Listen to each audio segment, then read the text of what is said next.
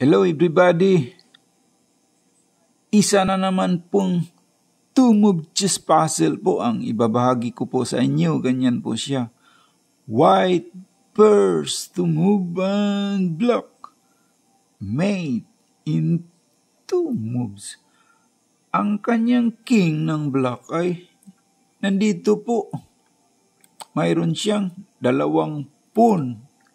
At nandito yung kanyang queen ng block. Samantalang ang white, nandito yung kanyang king.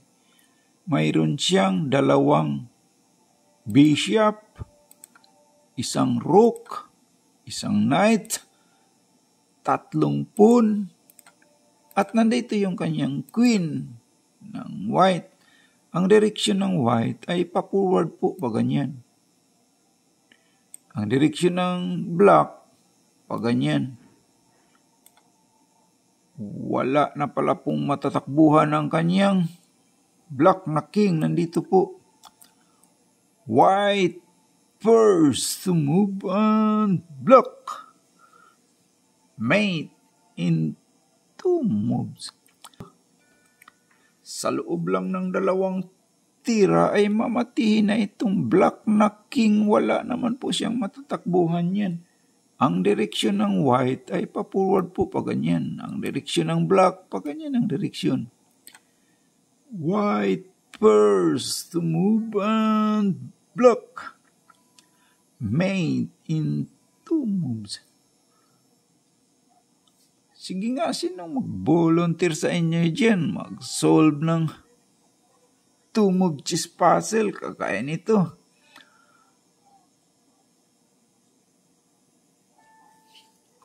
Halimbawa po itong kanyang rook, maaari po siyang mag-check niyan.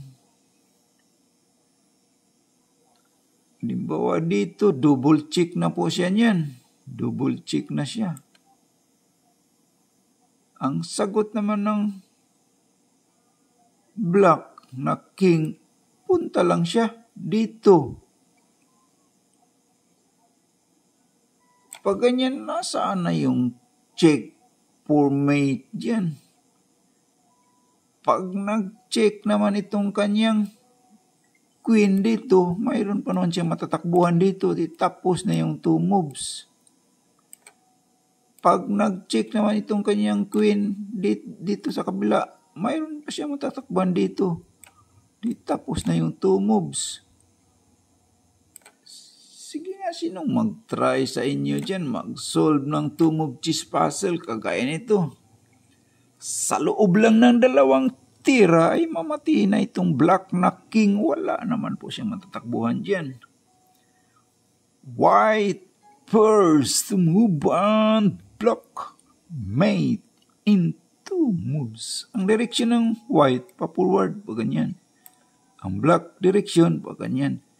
Wala na po siyang matatakbuhan dyan. Hindi pwede mag-check ang kanyang rook dito kasi open check, mayroon siyang queen. Sige nga, kayo nga, sinong mag-volunteer sa inyo niyan? Mag-solve ng two-move chess puzzle kagaya nito. White first to move and block. Mate in two moves. Ang tama palang kasagutan dyan po ay ito lang. Bishop, pero hindi po siya mag-check. Bishop C1, that is the right move. Halimbawa po, mag-check ang kanyang queen ng white. Ma-checkmate siya dyan by rook takes queen. Checkmate. Halimbawa po, pag ganyan. Pag ganyan, ano bang itulak niya itong kanyang pawn. Ma-checkmate siya dyan. Checkmate. Hindi naman po pwedeng kainin mate by bishop. So, wala naman po siya. Halimbawa po, pag ganyan kakainin yung kanyang rook, ma-checkmate po siya dyan. By knight, checkmate. Hindi naman po pwedeng kainin ng kanyang queen o pinchik, mayroon siyang bishop. So, that is the right move. Maraming salamat po sa lahat ng na-view po. Please like and subscribe lang po sa mga hindi pa nakapag-subscribe po. Thank you po.